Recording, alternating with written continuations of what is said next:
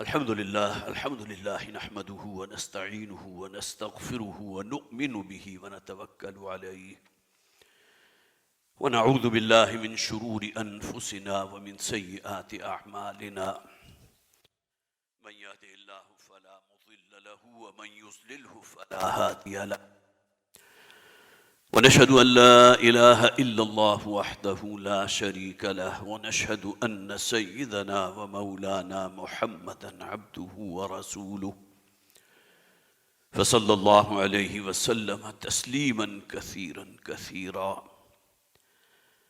أما بعد فأعوذ بالله من الشيطان الرجيم بسم الله الرحمن الرحيم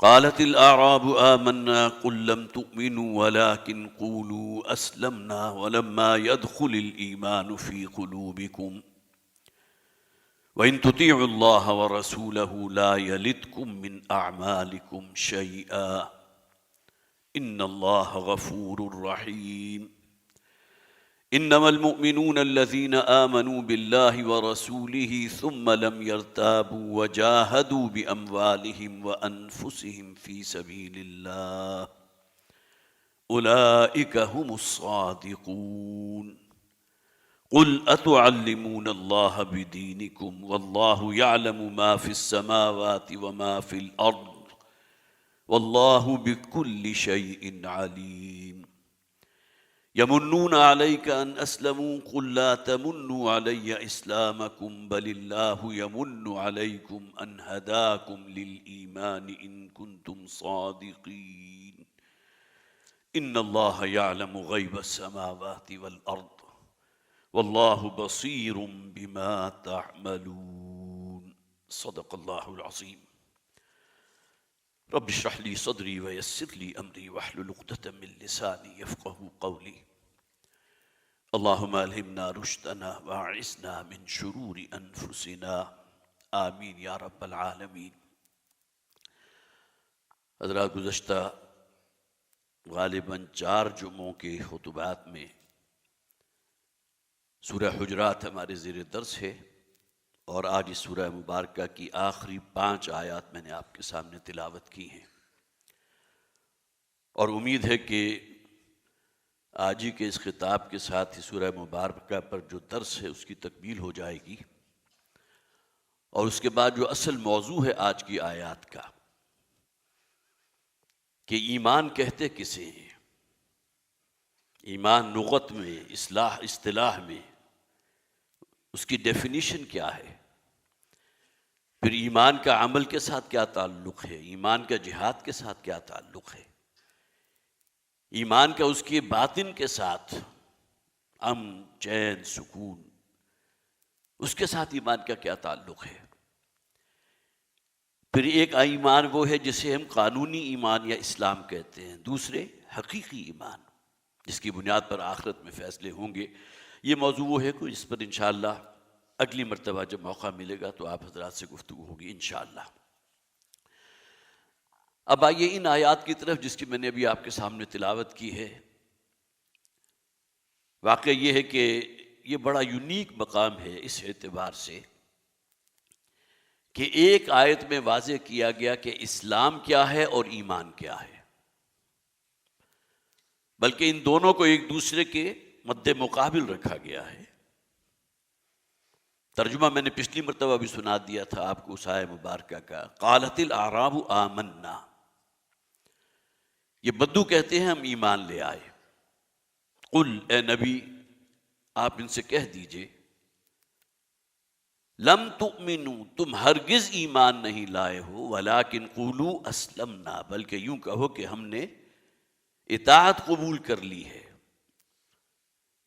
ہم نے اسلام قبول کیا ہے، دائرہ اسلام میں داخل ہوئے ہیں۔ ولما يدخل الایمان فی قلوبکم، اور ایمان تو ابھی تمہارے دلوں میں بھی داخل نہیں ہوا۔ وَإِن تُطِيعُوا اللَّهَ وَرَسُولَهُ لَا يَلِدْكُم مِّنْ أَعْمَالِكُمْ شَيْئًا، اگر تم اللہ کی اطاعت، اللہ کے رسول صلی اللہ علیہ وسلم کی اطاعت، اللہ کی فرما برداری پر کاربند رہو گے تو اللہ تعالیٰ تمہارے اعمال میں سے کچھ کم نہیں کرے گا۔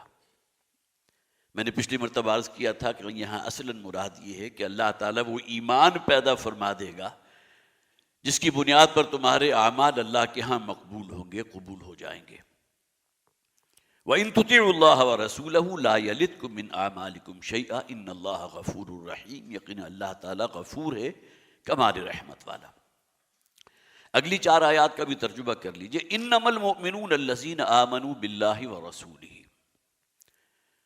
اب یہاں جو اصل بحث ہے کہ ایمان کہتے کسے ہیں، یقیناً ایمان والے تو صرف وہ لوگ ہیں کہ جو ایمان رکھتے ہیں اللہ پر اور اللہ کے رسول پر، ثم لم يرتابوا۔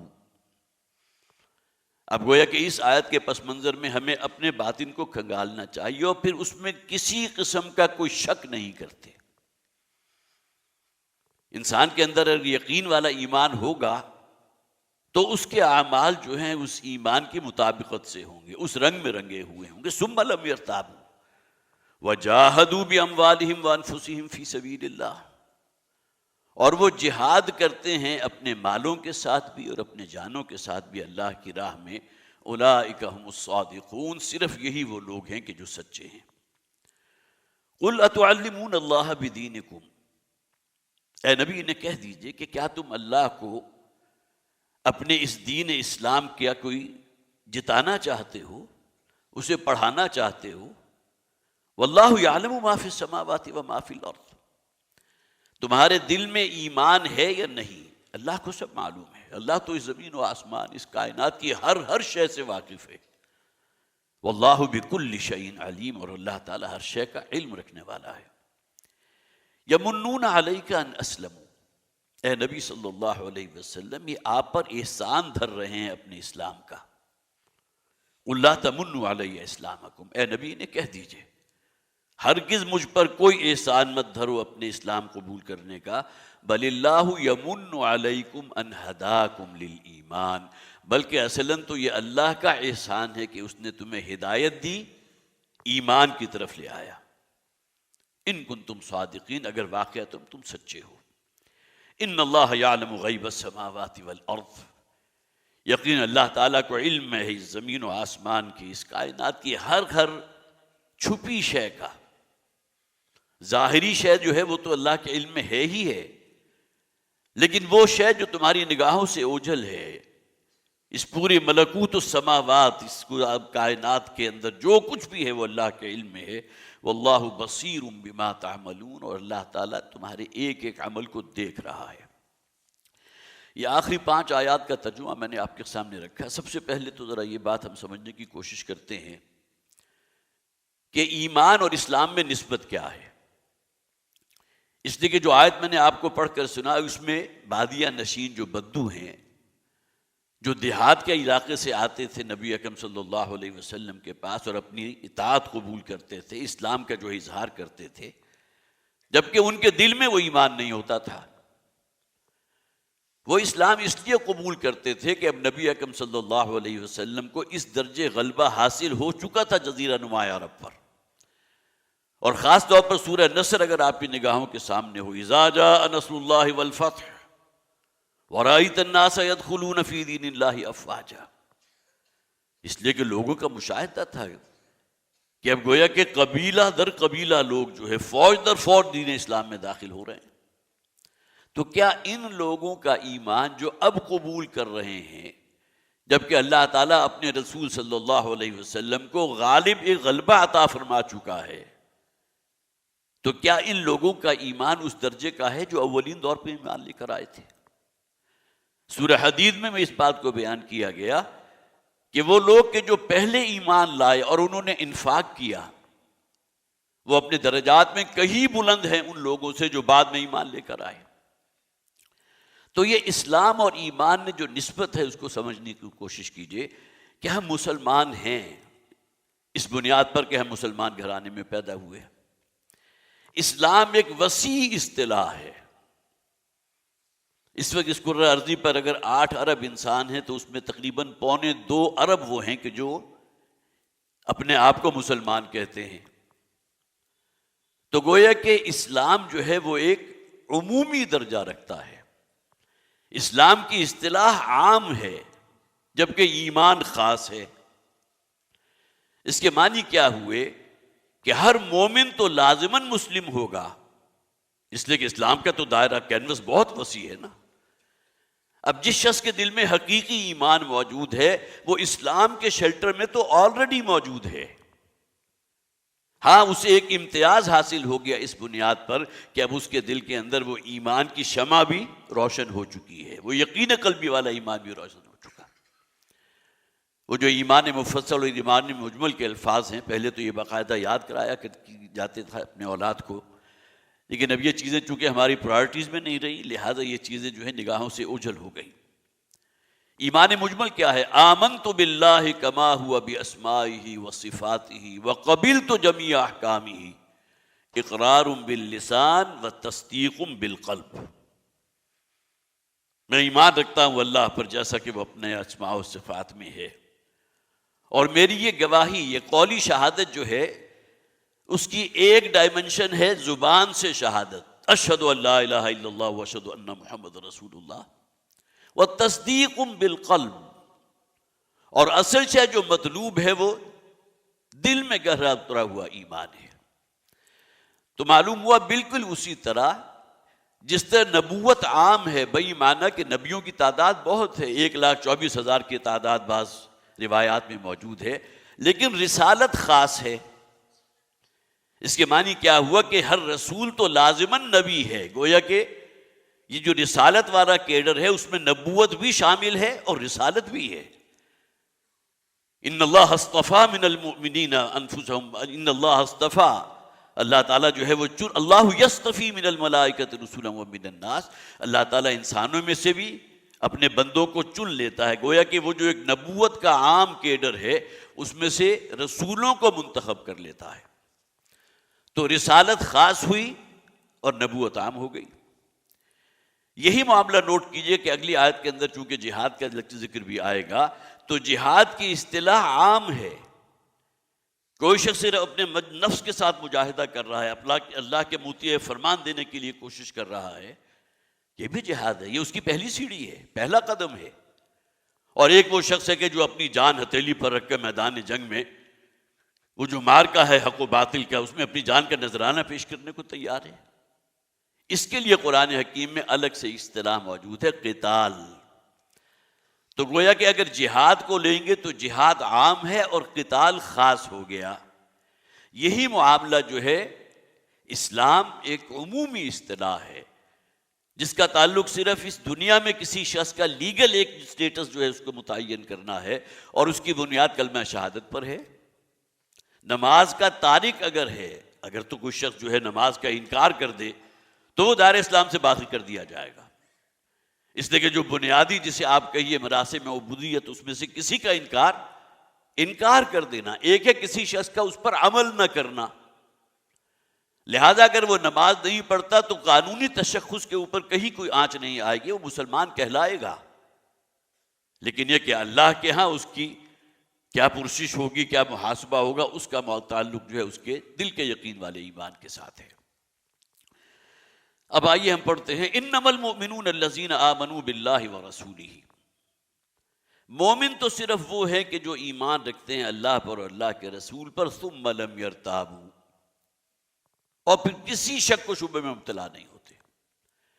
وہ ایمان جو ہمیں وراثتاً منتقل ہو گیا، جسے میں اسلام کہہ رہا ہوں، یہ گویا کہ ایک اعتبار سے غیر شعوری ہے کہ ہم نے اپنے شعور کی پوری قوتوں کو، استعداد جو ہے اس کو بروئے کار لاتے ہوئے اس اسلام کو قبول نہیں کیا، بلکہ یہ دولت تو ہمیں گھر بیٹھے حاصل ہو گئی۔ ایک وہ شخص ہے کہ دنیا بھر کے فلسفے کھنگالتا ہے، کمپیریٹو اسٹڈیز کرتا ہے مختلف ادیان کی، مختلف مذاہب کی، اور اس کے بعد اس نتیجے تک پہنچتا ہے کہ ہاں اسلام وہ شے ہے کہ جس میں ہماری زندگی کے ہر مسئلے کا حل موجود ہے۔ تو وہ دل کے یقین والا ایمان جو انسان کے عمل پر، اس کے سیرت و کردار کے اوپر اثر انداز ہو کر رہتا ہے۔ جس طرح اگر کہیں کوئی شمع روشن ہے، کوئی آگ کا الاؤ بھڑک رہا ہے، تو اس کی حرارت جو ہے ارد گرد کے جو ماحول ہے اس میں لازماً سرایت کرے گی۔ اسی طرح یہ ایمان اگر دل میں موجود ہے، گویا کہ ایک فرنس ہے، ایک بھٹی ہے ایمان کی جو انسان کے دل میں موجود ہے، تو اس کے اعضاء و جوارح، اس کے اعمال، اس کی سیرت و کردار لازماً اس رنگ میں رنگے جائیں گے۔ انما المؤمنون الذین، مومن تو بس وہی ہیں، میں ترجمہ کر رہا ہوں۔ اگر تو یہ کہا جاتا نا کہ مومن وہ ہے، تو کہ اگر یہ معیار حاصل نہ بھی ہو تب بھی اس سے کچھ کم درجے کے اوپر بھی ایمان کی تصدیق ہو گئی۔ لیکن انما المؤمنون، مومن تو صرف وہی ہوں گے جو اللہ پر اور اللہ کے رسول پر ایمان رکھتے ہیں بغیر کسی شک کے۔ اور یہ ایمان صحابہ کرام کو جو حاصل ہے، ایک دن نبی اکرم صلی اللہ علیہ وسلم نے حضرت علی رضی اللہ تعالیٰ عنہ سے صبح ملاقات ہوتی تھی، اور آپ کا بڑا ایک تعلیمی انداز جو تھا، بڑا ایک فطری انداز تھا۔ تو حضرت علی رضی اللہ تعالیٰ عنہ سے حضور کی ملاقات ہوئی تو حضور نے ان سے سوال کیا، کیس بحت یا علی، علی آج تمہاری صبح کس کیفیت کی ہوئی؟ اور ہر انسان اس تجربے سے گزرتا ہے، جب صبح آنکھ کھلتی ہے تو کچھ لوگ وہ ہوتے ہیں جو اللہ کا شکر ادا کرتے ہیں، اے پروردگار الحمدللہ الذی احیانی بعدما اماتنی والیہ النشور۔ از خود یہ الفاظ ان کی زبان پر آ جاتے ہیں، کل شکر کل تعریف تو اللہ کے لیے ہے جس نے میری زندگی میں ایک نئی صبح طلوع فرمائی ہے، مجھے ایک اور دن میسر آ گیا، اگرچہ اس دن کے پورا ہونے کی کوئی گارنٹی نہیں، لیکن آنکھ کھلتے ہی یہ احساس اگر انسان کو دامنگیر ہو تو جس طرح اس کے دل کی گہرائی سے یہ کلمات شکر نکلیں گے، اس کا آپ اندازہ کر سکتے ہیں۔ الحمدللہ الذی احیانی، جس نے مجھے دوبارہ زندہ کیا ہے، اس کے بعد کہ مجھ پر موت طاری ہو چکی تھی۔ تو حضرت علی رضی اللہ تعالیٰ عنہ سے حضور نے سوال کیا، کیف اصبحت یا علی، آج جب تم صبح اٹھے تو تمہاری کیا کیفیت تھی، کس کیفیت میں تم نے صبح کی؟ تو حضرت علی نے فرمایا رضی اللہ تعالی عنہ، اصبحت مؤمنا صادقا یا رسول اللہ۔ اب سوال کرنے والے تھے نبی اکرم صلی اللہ علیہ وسلم۔ کوئی عام شخص سوال کرتا تو ممکن ہے کہ حضرت علی الحمدللہ کے الفاظ سے جواب دے دیتے، لیکن چونکہ سوال کیا تھا حضور نے، تو جواباً حضرت علی رضی اللہ تعالیٰ عنہ نے جو کہا وہ یہ تھا کہ اللہ کے رسول، آج میری صبح اس کیفیت میں ہوئی ہے گویا کہ ایمان میرے اندر کوٹ کوٹ کر بھرا ہوا تھا، مؤمناً کاملاً، یا ایک روایت میں مؤمناً صادقاً۔ تو نبی اکرم صلی اللہ علیہ وسلم نے سوال کیا حضرت علی سے کہ یہ جو تم نے کہا مومناً کاملاً یا مومناً صادقاً، تو اس کی کیفیت کیا ہے؟ تو اب یہاں دیکھیے وہ جو یہاں الفاظ آئے نا، ثم لم یرتابوا، شک و شبہ کی کوئی جو ہے وہ رمق دل میں موجود نہ ہو، تو حضرت علی نے فرمایا آج میں نے صبح اس کیفیت میں کی کہ گویا کہ میں اپنی آنکھوں سے جہنم کو دیکھ رہا ہوں، اپنی آنکھوں سے جنت کا نظارہ کر رہا ہوں۔ اب جس شخص کی باطنی کیفیت یہ ہوگی، کیسے ممکن ہے کہ اس کی سیرت و کردار اس رنگ میں رنگا ہوا نہ ہو جو ہمارے دین ہمیں فراہم کرتا ہے؟ تو انما المؤمنون الذین آمنوا باللہ ورسولہ، مومن تو صرف وہی ہیں جو ایمان رکھتے ہیں اللہ پر اور اللہ کے رسول پر، پھر کسی شک و شبہ میں مبتلا نہیں ہوتے۔ وجاہدوا باموالہم وانفسہم فی سبیل اللہ، اور وہ جہاد کرتے ہیں اپنے مالوں کے ساتھ بھی، اپنی جانوں کے ساتھ بھی۔ ایک تو قتال فی سبیل اللہ ہے کہ انسان اپنی نقد جان ہتھیلی پر رکھ کر میدان جنگ میں اتر آئے۔ غزوہ بدر دیکھ لیجئے، غزوہ احد دیکھ لیجئے، غزوہ احزاب دیکھ لیجئے، اور اس کے علاوہ کتنے ہی مواقع ہیں جہاں معرکہ حق و باطل ہوا اور مسلمانوں نے کوئی دریغ نہیں کیا اپنی جان کو قربان کرنے سے۔ غزوہ احد کے موقع پر صحابہ کرام نے نبی اکرم صلی اللہ علیہ وسلم کی حفاظت میں گویا کہ ایک انسانی ڈھال کی شکل میں آپ کا حصار کر لیا تھا، اس لیے کہ بہرحال کفار کی طرف سے جب کوئی پریشر پڑا ہے اور خالد ابن ولید وہ پیچھے جو ہے ایک درہ وہاں سے اتر کر آئے، اس کی وجہ سے جو ہے وہ جنگ کی کیفیت وہ بالکل تلپٹ ہو گئی، اور اس کا ذکر تو قرآن حکیم میں موجود ہے۔ اللہ نے تو تم سے اپنا وعدہ پورا کر دیا تھا، جبکہ تم بالکل اسی طرح جیسا کہ غزوہ بدر کے موقع پر ہوا تھا کہ تم کافروں اور مشرکوں کو گاجر مولی کی طرح کاٹ رہے تھے۔ حتی اذا فشلتم وتنازعتم فی الامر، یہاں تک کہ جب تم نے کمزوری دکھائی، جن صحابہ کو وہاں درے کی حفاظت پہ حضور نے مامور کیا تھا وہ اپنی جگہ چھوڑ کر نیچے چلے آئے، گویا کہ امیر کی جو ہے اطاعت، امیر کی نافرمانی کے مرتکب ہوئے تو پھر اللہ تعالیٰ نے اس جنگ کا پاسا پلٹ دیا. لیکن بہرحال ایسا ہوا ہے کہ صحابہ کرام نے اپنی جانوں کو جو ہے وہ ڈھال بنایا ہے نبی اکرم صلی اللہ علیہ وسلم کی حفاظت کے لیے. تو یہ مرحلہ تو اس وقت آئے گا نا جسے ہم قتال کہتے ہیں.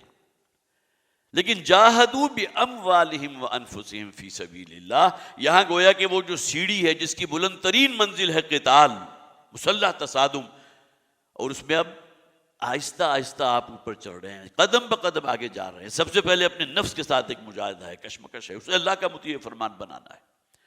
پھر جو اللہ نے روپیہ پیسہ مال دیا، باموالہم وانفسہم، اسے لگانا، اسے خرچ کرنا دین کی سربلندی کے لیے، دین کی اشاعت کے لیے.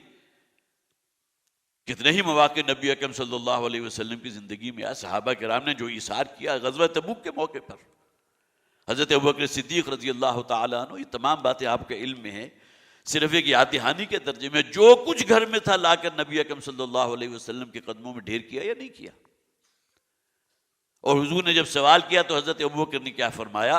سوائے اللہ اور اللہ کے رسول کے نام کے کچھ گھر میں نہیں چھوڑا. اب یہ مثالیں صحابہ کرام کی موجود ہیں جہاں انفاق مال بھی ہے. قرآن حکیم کی ایک بڑی عظیم اصطلاح ہے جہاد بالمال اور جہاد بالنفس. وجاہدوا باموالہم وانفسہم فی سبیل اللہ اولئک ھم الصادقون. صرف یہی لوگ ہیں کہ جو سچے ایمان والے ہیں. اب دیکھیے اس کا مخالف کیا ہوگا؟ ایمان کے دعوے دار جن کا ذکر ایک آیت میں پہلے کر دیا تھا، اگر یہ چیزیں ان میں موجود نہیں ہیں تو ان کا ایمان سچا نہیں ہے. وہ دعوے دار ہیں ایمان کے، اسلام کے. اولئک ھم الصادقون. اس آیہ مبارکہ کا آغاز بھی ہوا تھا حصر کے ساتھ، مومن تو بس وہ ہیں، اور آخر میں پھر فرمایا گیا اولئک ھم الصادقون، صرف یہی لوگ ہیں کہ جو سچے مومن ہیں. اللہ تعالی ہمارا شمار ان لوگوں میں فرمائے. قل اتعلمون اللہ بدینکم، اے نبی ان سے کہہ دیجئے کہ کیا تم اللہ کے علم میں لانا چاہتے ہو اپنا دین اور اسلام. علمہ یعلمہ کے معنی کیا ہے؟ کسی کو پڑھانا، سکھانا. تو کروڑ الفاظ میں اگر میں ترجمہ کروں تو یہ ہو گیا کیا تم اللہ کو پڑھانا چاہتے ہو؟ جس طرح بعض اوقات ہوتا ہے نا، کوئی شاگرد جو ہے کہیں اپنے استاد کے ساتھ کسی معاملے میں الجھ جائے تو استاد کہتا ہے شاگرد سے کیا تم میرے استاد ہو؟ تم مجھے پڑھانا چاہتے ہو؟ تو یہ انداز وہ لوگ اختیار کر رہے ہیں کہ جو دعویٰ کر رہے ہیں اس بات کا کہ ہم ایمان لے آئے. اے نبی آپ ان لوگوں سے کہہ دیجئے کیا تم مجھے پڑھانا چاہتے ہو اپنے ایمان کے بارے میں، جتلانا چاہتے ہو؟ یہاں ترجمہ بھی جتلانے کا کیا گیا، لیکن لغوی طور پر اگر آپ دیکھیں گے تو اس کے معنی کیا ہیں؟ کیا تم مجھے سکھا رہے ہو، مجھے بتانا چاہتے ہو؟ واللہ یعلم ما فی السماوات و ما فی الارض. تمہارے دل کی کیفیت کیا ہے؟ وہ جو نیڈل ہے وہ بالکل سینٹر میں ہے یا ایمان کی طرف جھکی ہوئی ہے؟ اور منافقین کا معاملہ کیا ہوتا تھا؟ وہ منفی سائٹ پر ہوتی تھی. اس لیے کہ ایمان خاص صرف قانونی درجے میں کیوں نہ ہو، جب تک نبی اکرم صلی اللہ علیہ وسلم کے ساتھ ایک محبت کا رشتہ نہیں ہوگا ایمان معتبر نہیں ہے. لا یؤمن احدکم حتی اکون احب الیہ من والدہ وولدہ والناس اجمعین. تم میں سے کوئی شخص مومن نہیں ہو سکتا جب تک کہ میری ذات اس کے نزدیک، اس کے والدین، اس کی اولاد اور تمام انسانوں سے بڑھ کر محبوب نہ ہو جائے. اس کسوٹی کو اگر ہم اپنے لیے نظم کرنا چاہیں تو کہاں کھڑے ہیں؟ تو معلوم ہوا کہ تمہارا جو ایمان ہے اللہ کے علم سے باہر نہیں ہے. کس درجے کا ایمان ہے، کس ڈگری کا ہے؟ واللہ یعلم ما فی السماوات و ما فی الارض. اللہ تعالیٰ تو اس پوری کائنات کی ایک ایک شے سے باخبر ہے، ہر شے اس کے علم میں ہے. واللہ بکل شیء علیم. اور اللہ کا علم جو ہے وہ تو ہر شے کا احاطہ کیے ہوئے ہے. یمنون علیک ان اسلموا. اب اگلی آیت میں ان کا ایک اور خاص طرز عمل جو ہے اس کی نشاندہی کی گئی. یہ بدو آ کر کہتے تو یہ ہیں ہم ایمان لے آئے. نبی کہہ دیجئے ہرگز تم ایمان نہیں لائے، بلکہ یہ کہو کہ ہم نے اسلام قبول کر لیا. اور اس سے آگے بڑھ کر یہ کرتے کیا تھے؟ یمنون علیک ان اسلموا. اے نبی صلی اللہ علیہ وسلم یہ آپ پر احسان دھر رہے ہیں اپنے اسلام کا. گویا کہ بڑا احسان کیا ہے اللہ کے رسول پر کہ تم نے اسلام قبول کر لیا. قل لا تمنوا علی اسلامکم. اے نبی ان سے کہہ دیجئے اپنے اس اسلام قبول کرنے کا کوئی احسان مجھ پر مت دھرو. اب دیکھیے آگے فرمایا گیا بل اللہ یمن علیکم ان ہداکم للایمان، حضور کی جانب یہ بات منسوب نہیں ہے کہ یہ آپ کا احسان ہے کہ آپ کے ذریعے ان تک ایمان کی دولت پہنچی، بلکہ یہاں فرمایا گیا اللہ کا احسان ہے اصل میں کہ اس نے تمہیں اسلام کے لیے قبول فرما لیا، اگرچہ اسلام ابھی صرف فرما برداری تسلیم کرنے کی حد تک ہے، ان کے رگ و پے میں سرایت کر جانا، ان کے اعمال و سیرت و کردار کے اندر انقلاب پیدا ہو جانا، یہ تو بہت دور کی بات ہے۔ تمہیں صرف اس درجے میں ہدایت دے دی کہ تم نے سرنڈر کر دیا اپنے آپ کو محمد رسول اللہ صلی اللہ علیہ وسلم کے سامنے، تو اسے اللہ کا احسان مانو۔ کجا یہ کہ تم اپنے اسلام لانے کو جو ہے وہ احسان دھر رہے محمد پر صلی اللہ علیہ وسلم۔ بل اللہ یمن علیکم ان ہداکم للایمان، بلکہ اصلاً تو یہ اللہ کا احسان ہے کہ اس نے تمہیں ایمان کے رستے پر فائز کر دیا ہے، جاری کر دیا ہے۔ اب اسلام سے آگے بڑھ کر ایمان کے منازل بھی تو ہیں نا، لیکن اس کے لیے اپنے عمل میں، اپنے سیرت و کردار میں، اپنی کمٹمنٹ کے اندر، اور سب سے بڑھ کر یہ کہ وہ ہدف جو محمد رسول اللہ صلی اللہ علیہ وسلم کو سونپا گیا کہ اللہ کے اس دین کو بالفعل غالب اور قائم فرمانا مشن ہے محمد رسول اللہ صلی اللہ علیہ وسلم کا۔ اب وقت آئے گا تو دیکھیں گے کہ کتنی کچھ جان نثاری تمہارے اندر ہے، کتنا کچھ قربانی کا جذبہ تمہارے اندر موجود ہے۔ وَلِلَّهُ يَمُنُّ عَلَيْكُمْ أَنْ هَدَاكُمْ لِلْإِيمَانِ إِن كُنتُمْ صَادِقِينَ، بلکہ اللہ تعالیٰ کا یہ احسان ہے کہ اس نے تمہیں ایمان جیسی دولت سے نوازا، اگر تم واقعتاً سچے ہو، اگر تم دل کی آنکھوں سے غور کرو اور سوچو تو تمہیں اللہ کا احسان مند ہونا چاہیے کہ اصل احسان تو اللہ کا ہے جس نے ہمیں یہ ہدایت دی ہے۔ الحمدللہ الذی ہدانا لہذا وما کنا لنہتدی لولا ان ہدانا اللہ، بڑی خوبصورت دعا ہے۔ ہدایت کہتے کسے ہیں؟ سیدھے رستے کو دکھا دینا، اس پر چلا دینا اور منزل مقصود تک پہنچا دینا۔ تو یہ ترانہ حمد ہے گویا کہ اللہ کے لیے جو بندہ مومن کی زبان سے نکلے گا جب وہ جنت میں داخل ہو رہا ہوگا، الحمدللہ الذی ہدانا لہذا، کل تعریف کل شکر اللہ کی ہے کہ جس نے ہمیں یہاں تک پہنچا دیا۔ جو ہمارا ہدف تھا کہ میرا رب مجھ سے راضی ہو جائے، مجھے یہاں جنت تک پہنچا دیا، تو یہ گویا کہ 100% وہ بات ہوگی کہ نہ صرف یہ کہ رہنمائی فرمائی، اس رستے پر چلایا، بلکہ منزل مقصود تک پہنچا دیا۔ بل اللہ یمن علیکم ان ہداکم للایمان ان کنتم صادقین ان اللہ یعلم غیب السماوات والارض۔ اکثر و بیشتر صورتوں کا جو اختتام ہوتا ہے بڑے شاہانہ انداز میں ہوتا ہے۔ اللہ کی یہ صفت علم کو اپنے اوپر جو ہے وہ پوری طرح مسلط رکھو کہ اللہ تمہارے ہر عمل کو دیکھ رہا ہے، واقف ہے، اور اتمام حجت کے طور پر وہ اعمال نامہ بھی مرتب ہو رہا ہے۔ کرامن کاتبین کی شکل میں 2 فرشتے تمہارے ساتھ ہر وقت موجود ہیں۔ اگر ہم اس بات کو تسلیم نہیں کرتے تو قرآن حکیم کی آیات کا انکار کر رہے ہیں۔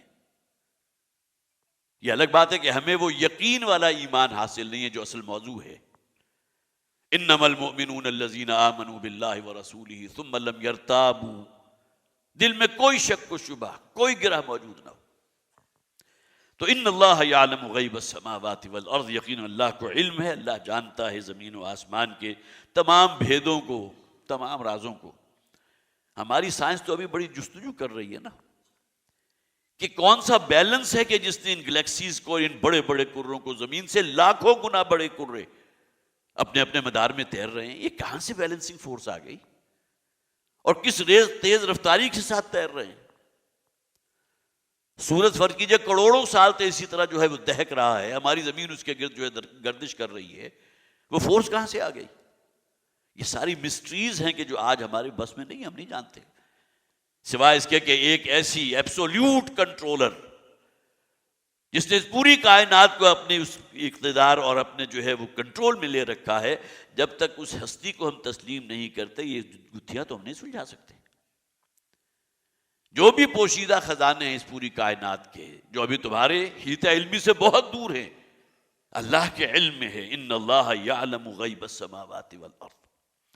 اور یہاں لطیف نکتہ یہ بھی ہے کہ تم سمجھتے ہو کہ شاید تمہارے عمل اللہ نہیں دیکھ رہا، اللہ کو معلوم ہے، اللہ سب کچھ دیکھتا ہے۔ وَهُوَ مَعَكُمْ أَيْنَمَا كُنتُمْ، جہاں کہیں بھی جو کچھ بھی کر رہے ہوتے ہو وہ اللہ کے علم میں ہے.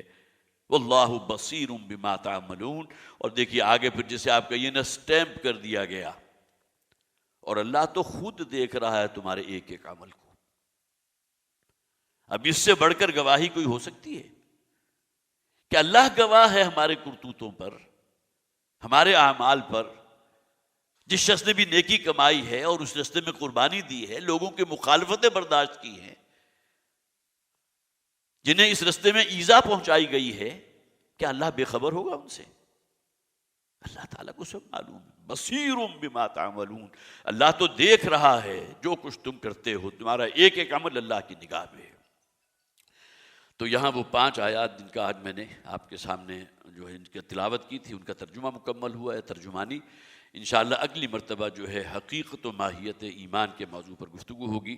اللہ تعالیٰ ہمارے اندر حقیقی ایمان پیدا فرمائے جیسا کہ ان آیات میں ہمارے سامنے بات آئی، اور سب سے بڑھ کر یہ کہ اللہ کی صفت علم کو ہمارے دلوں کے اندر گہرا اتار دے. بارک اللہ لی و لکم فی القرآن العظیم ونفعنی و ایاکم بالآیات والذکر الحکیم. حضرات پریس ریلیز میں آپ کو پڑھ کے سنا دیتا ہوں، اور اس میں کوئی شک نہیں ہے کہ ہمارا یہ مملکت خدا داد پاکستان جو وجود میں آئی تھی تو بنیاد کیا تھی؟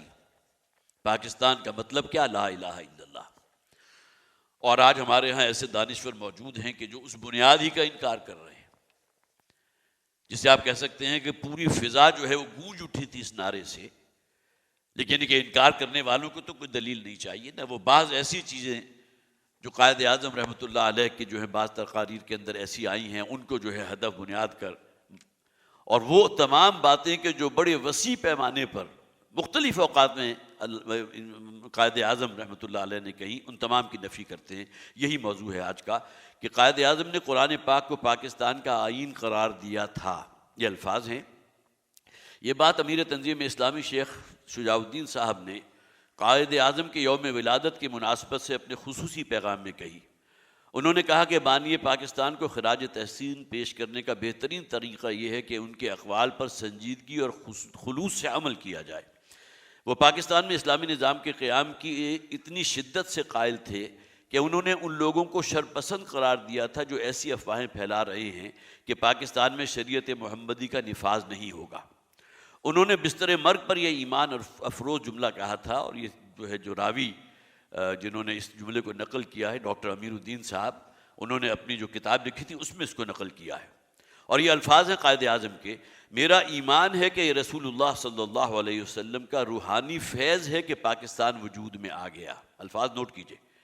اب یہ پاکستانیوں کا فرض ہے کہ وہ اسے خلافت راشدہ کا نمونہ بنائیں تاکہ خدا اپنا وعدہ پورا کرے اور مسلمانوں کو زمین کی بادشاہت عطا فرمائے. انورٹڈ کاماز میں یہ جملہ قائد اعظم کا ہے. حقیقت یہ ہے کہ پاکستان اور اسلام لازم و ملزوم ہیں. اس بات میں قطعی طور پر کوئی شک کی گنجائش نہیں ہے کہ اسلام پاکستان کی محض بنیاد ہی نہیں بلکہ اس کے وجود کا جواز ہے. اور والد محترم بارہا یہ کہا کرتے تھے کہ یہ ملک نہیں رہے گا اگر یہاں اسلام نافذ نہیں ہوتا، اس لیے کہ اس کا قیام صرف اس بنیاد پر ہوا تھا کہ یہاں اللہ تعالیٰ کا اس دین کو، شریعت کو نافذ کیا جائے گا. حقیقت یہ ہے کہ اگر وطن عزیز میں اسلامی نظام کے نفاذ نہیں ہوتا تو پاکستان اپنے وجود کا جواز کھو دے گا، جس سے پاکستان کا استحکام ہی نہیں اس کی بقا اور سلامتی بھی خطرے میں پڑ جائے گی.